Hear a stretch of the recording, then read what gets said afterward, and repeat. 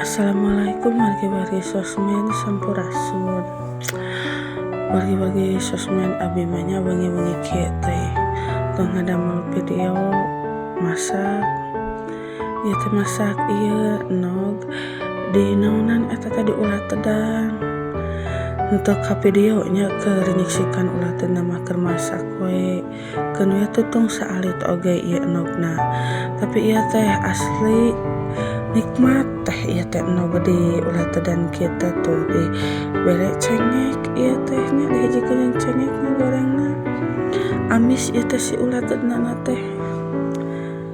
Tos nyobaan can ngagoreng ulah teh di nogan kieu cobaan geura. Mantap pokona mah jeung sanguhaneut tuh. Tuanganna teh ieu teh panas besti jadi di nanti dioyak-oyak heula kan ulah upami upana anu panas teh nya makanan anu panas teh jadi abi masuk dioyak-oyak heula we lamun ngange senok teh atawa ngange panangan teh sok dioyak-oyak we ngameh ka angin-angin ngameh henteu panas si tuanganna teh kakara ku abi teh di imam ieu teh raos nikmat pisan ieu teh baraya ke naon teh ke tengah peuting kieu teh jauh lapar adeuk masak bapiraku masakna anu hese nya anu babari we kal beneran aya nog teh jeung ulah teh disiksik si ulah teunana teh siksik alit-alit dicampurkeun jeung nog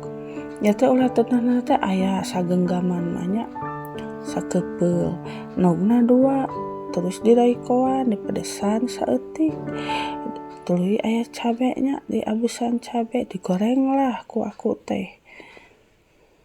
tuh akhirna ku abi teh dituang nah ieu teh bahkan mah sanes abi wae anu tuang teh ieu teh nya murang kalih abi ge duanana anu kadua jeung nu katilu mah nuang ieu teh tuh si bungsu abdi tong salpoknya di kaoseng-sang hungkul ieu teh tara diacuk da upami malem mah mun bade bobo tara daek diacuk nu jadi bungsu abi mah kieu we make kaoseng-sang hungkul tuh tinggal sakitu lahapna nuang nog sareng ulah teh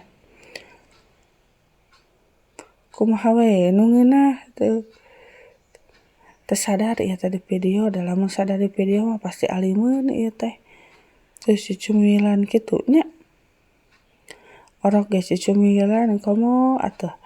ieu naon teh nu jadi kolotna ieu teh raos enak pokona mah